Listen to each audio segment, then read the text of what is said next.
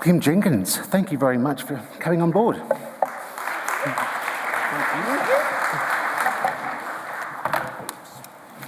Hi, good morning. I'm very aware that it's me between you and morning tea at the moment, and as my colleague Rod over there, Stole that. thank you, said, what's worse is you're the psychiatrist between them and morning tea. So, I'm here officially, and I'm really pleased to be here as part of this conference, and I'm talking really on behalf of the College of Psychiatrists, but I'm also talking as a psychiatrist, a clinician working in this field. So rather than give you a completely dry presentation, though I am going to talk about the college advocacy campaign in this area, which I think is one of the achievements of our college in recent years, I'm going to fill it in with a few personal stories. I'm a psychiatrist, but I used to be a general practitioner.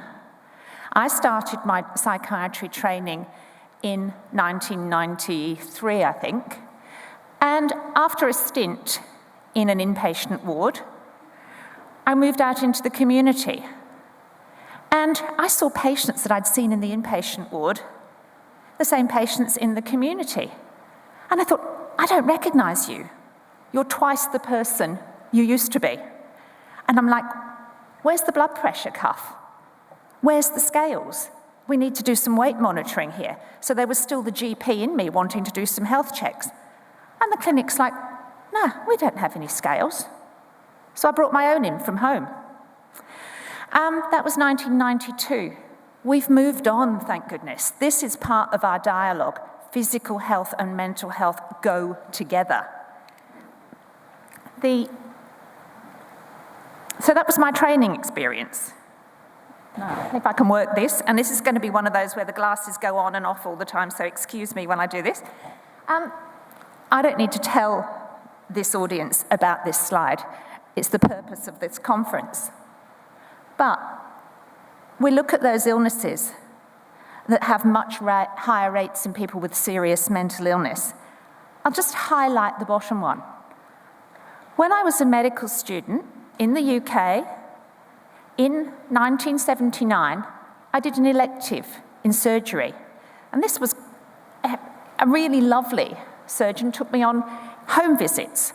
And we went to somewhere in the back of the beyond in northern England and saw a lady where I saw the most awful fulminating breast cancer. And it's one of those moments that stay with you the whole of your medical career. This was completely inoperable and a death sentence for this lady. And in that time in England, it was dismissed, well, she's got schizophrenia, what do you expect? Horrible, horrible. Okay, that's 1979 and that's the other side of the world. But I think that really underscores the importance of doing the work that we're doing in this area and this conference. Okay. We all know about reduced life expectancy and ongoing disability, greater likelihood of welfare dependency and poverty. And if you want to do some advocacy, and we did want to do some advocacy as a college, we put dollar signs around this, and people listen when you put dollar signs on the cost of things. And access to healthcare is so difficult, and I don't need to tell this audience this, it's more difficult than the general population. And one of my favourite terms in all this is diagnostic overshadowing. We see what's before us, we see the mental illness rather than the person and the rest of their other needs. And here, I have a personal story. My mum had a history of various mental illnesses along the way, and I won't bore you with all the details. But not so long after my dad died, Mum wasn't doing too well. She wasn't laughing, she wasn't enjoying life. She was at my brother's wedding and barely smiled. And we all passed it off as, Mum's dipped down into depression again. She was staying out here in Australia, and I took her to see a GP. We walked into the room, and this wonderful GP looked at me and said, "But your mum's got Parkinson's disease. Of course she's not smiling. Of course she's got a bland expression." And I felt stupid for not seeing the way that my mum was shuffling, the way that she was stooped over. Huge diagnostic overshadowing of seeing the depression and not seeing the physical illness that my own mum had. And then her management took on a whole different spectrum when we realised actually what we were dealing with.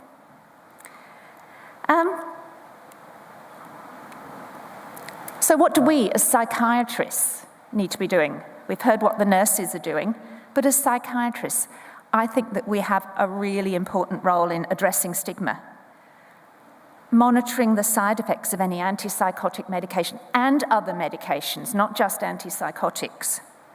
We need to be advocating and helping patients in lifestyle interventions, including smoking, and I gather there was some discussion about smoking yesterday. We need integration and communication with other health practitioners, and I can't underscore that enough. And we need to advocate for systemic change. I think all these are responsibilities for us as psychiatrists. This is a story of Louise, who is one of my private patients. Now, I've had the privilege of working with Louise for nearly 20 years. She's done me the honour of letting me be her psychiatrist and take her journey alongside her. She's around 45, she's got a 9-year-old daughter, she's unemployed, she's an ex-school teacher. She now has a formal diagnosis of bipolar affective disorder. She's morbidly obese. She has got diabetes. She's got lichen sclerosis, she suffers from migraine and sleep apnea. When I first met Louise, she was a 25-year-old woman who had a mood disorder. Initially, she was quite depressed. Somewhere along the way, she'd gathered a diagnosis of borderline personality disorder, which I disputed, feeling that it was used a bit pejoratively in her case. And she had some very risk-taking behaviours and binge drinking.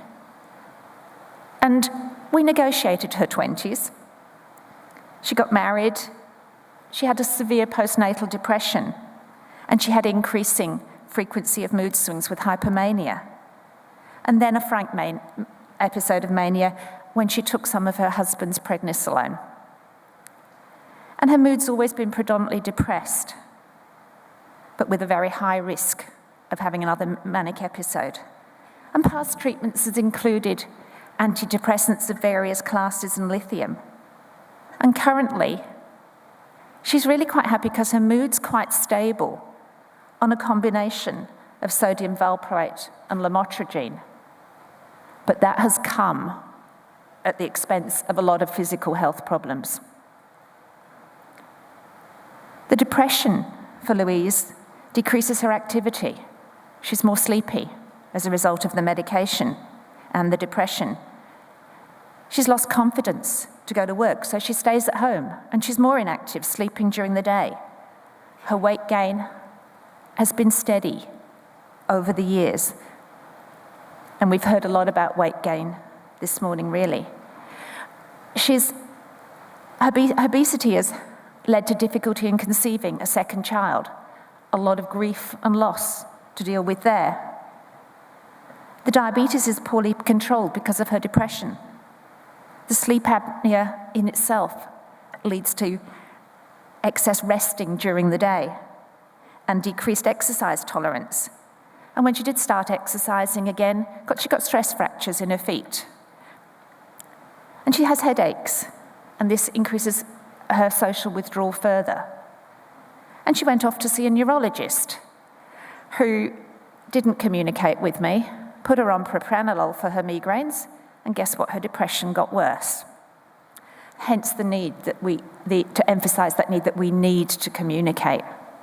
Everybody needs to be on the same page and part of the same team.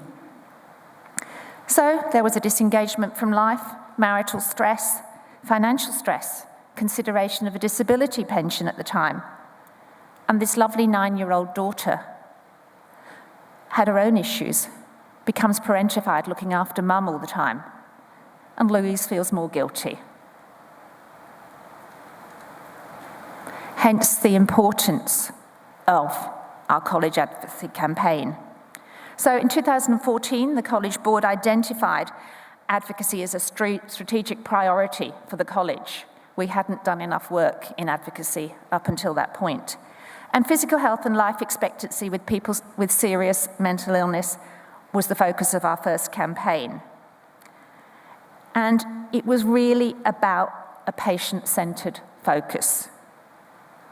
I won't go through all the details of all my slides because I know you need to get to morning tea, but we really wanted to have this focus on drawing the attention of government and policymakers to the shortened life expectancies for people with serious mental illness. And the second stage of it was we wanted to work with our own committees and members in a drive to change clinical practice. So 4 reports came out of this, and I can get you copies of these or tell you where to get copies of these, and they are really all well worth a read. It lays down all the issues and the economic costs of serious mental illness in physical health terms. And these publications and the advocacy campaign got quite a bit of media coverage at the time, and there's my predecessor, Mal Hopwood, in one of the leading medical journals. And so some of the highlights for us as a college in this advocacy campaign was being part of the Equally Well consensus statement. And Mal was a member of the expert advisory group, and being an active supporter in the implementation. And we were really happy that in the 5th Mental Health and Suicide Prevention Plan, improving physical health is there as a priority area. And the increased awareness of the issue through media coverage in mainstream community and health media. So following the reports, the progress here. RANZCP, aka the college, published a consensus statement for the treatment, management and monitoring of physical health of people with enduring psychotic illness. We developed an audit tool for physical health for psychiatrists and trainees. And we published a fact sheet for consumers. And we included the consideration of physical health in each new college clinical practice guideline. And we produced a physical health webpage. So this was the process for developing the consensus statement, and it was a consensus statement in the form that the Adelphi method was used, and we had 3 panels with Australian experts of clinicians and consumers and carers, and the panels independently rated 416 items survey over 3 rounds. So fairly extensive process going into the development of this consensus statement. And it ended up with us endorsing 386 strategies for treatment, management and monitoring. And they're written into the consensus statement. And the endorsed strategies include the whole long list that's there. But there are some of the things that I've already mentioned. Medication side effects, our role as health practitioners, but also in that is addressing barriers to care. And that's a huge item. And developing strategies to improve the care for people with enduring psychotic illness. We produced an audit tool, which is a physical health audit tool, and it's for psychiatrists and trainees to make sure that we're on the game the whole time. And it's suitable for continuing professional development points, a bit of incentive for people to participate in this tool, to demonstrate and have a look at your own clinical practice against best practice guidelines. This is what it looks like, but I won't go through the details of that now, but you can see it's a fairly extensive checklist for people to check their own clinical practice against. Have I considered this for my patients? Have I gone through this checklist with every patient that comes to see me, either formally or informally? And in training, I do a lot of work in education as well, and I know, and anyone else who's in education knows, that assessment drives learning. So it doesn't matter what you produce in the way of educational tools, stick it in people's exams and summative assessments and they learn it. So we have OSCE stations about the physical health of people with mental illness to ensure that future psychiatrists are aware and competent in this issue. And I think this is where my slides got in the wrong order. We've got a physical health webpage that's collated of resources and screening tools for use of psychiatrists and trainees, and it's on a dedicated webpage on our website. But this one, in addition to having a website for college members, we also have a public-facing website which is available to all members of the community, and you don't have to be a member of the college to access it. And I'll put in a plug for this website, which is called Your Health in Mind. And on this website, there are a very wide range of resources for community and other clinicians and anybody who wants to access it. But fact sheet on this website that's relevant today is the one on the physical health for people with mental illness. And I recommend this to you. And I think we're nearly going to get to morning tea on time if I move on to my last slide. And I leave that thought with you. Thank you.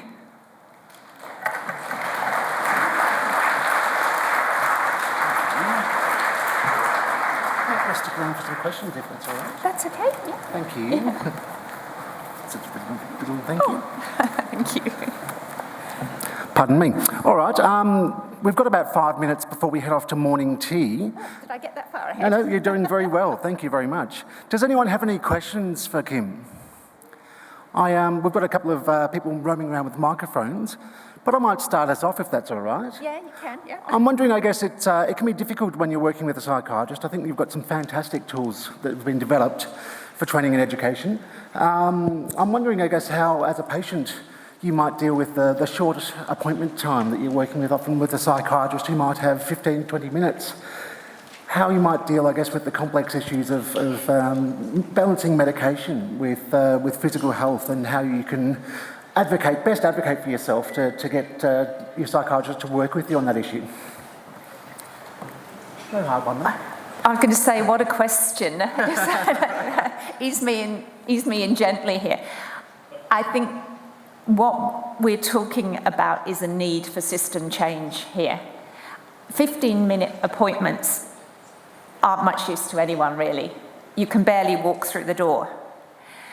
I'm hoping that if you're only getting 15-minute appointments with your psychiatrist, there are other members of the team, the caring team, that you can spend more time with and talk about and address issues that really matter. I've worked in systems and in very recovery-oriented practices in both public and private, where we've readjusted the system, had longer appointments. And for some patients, 15 minutes is too long. Okay. But for most patients, half an hour isn't long enough. Yeah? And I think we need much more flexibility within our systems. And I know there's a lot of pressures there, but flexibility that we can make it more tailored and more patient-centred to what people's needs are. Some people don't like coming to the psychiatrist. I'm aware of that. And want to get out of there as quickly as possible.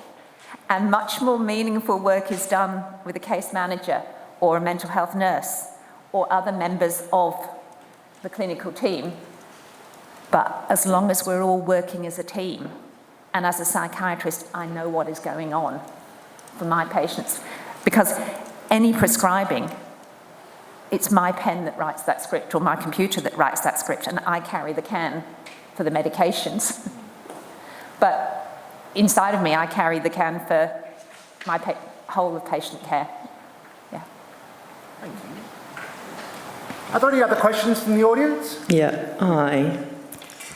My name's Lorna, and I want to say firstly that I can hear that you're a really kind person, and that did come across. But I also need to say that that was a very distressing presentation to listen to.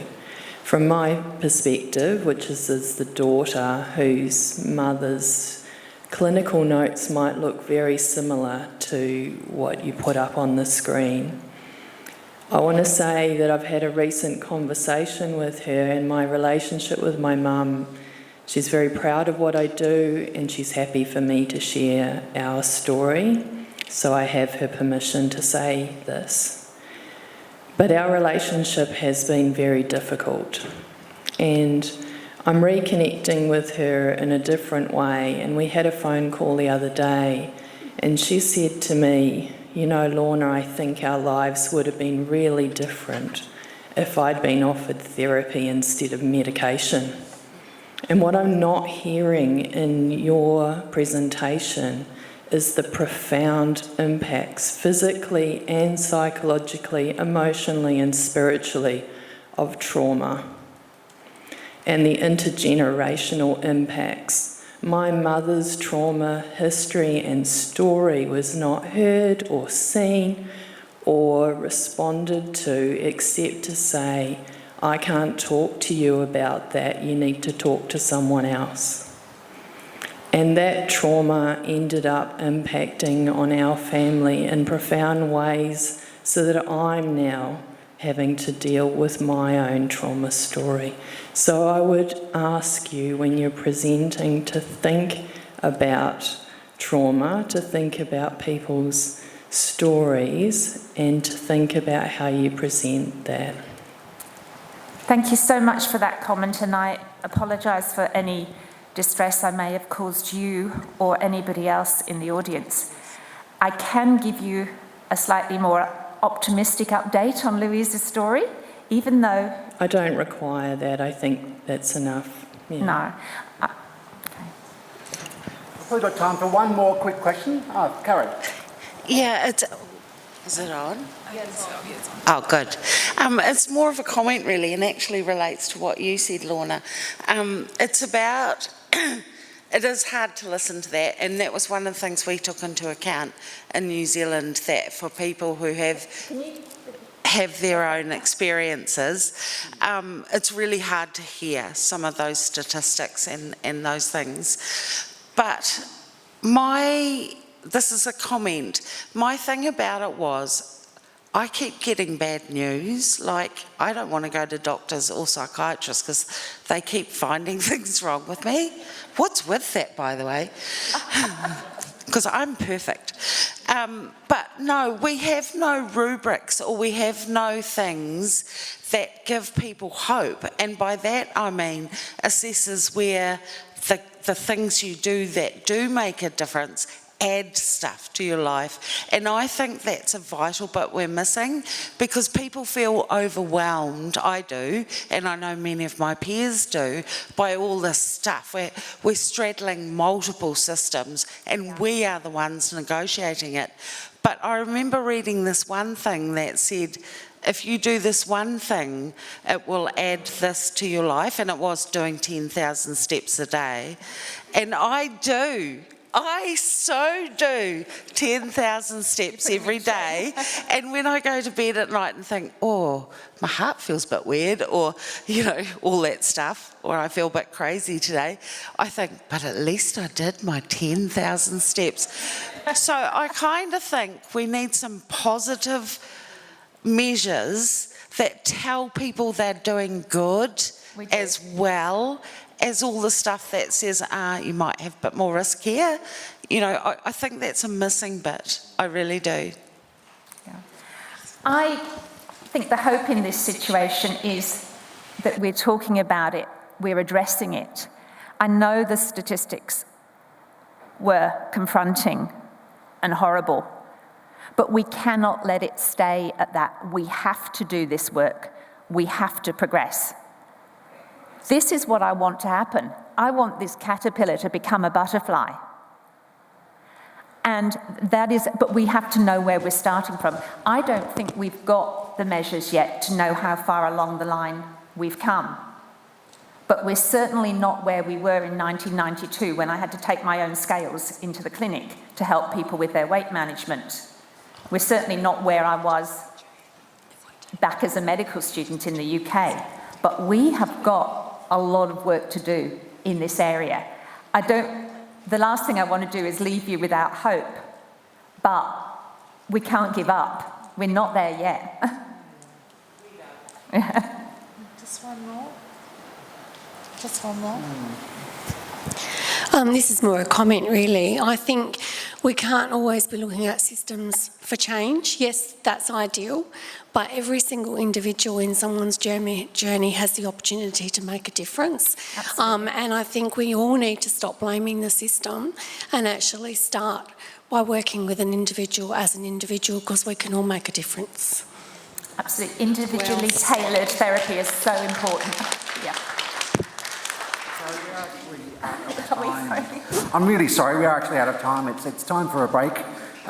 Look, thank you so much, Kym. It's really important to see that the messages we're getting are, it's some vital tools that are being introduced that I think are a really big part of the picture, but they are still just part of the picture. So hope is still a really important message. Thank you very much, Kym Jenkins.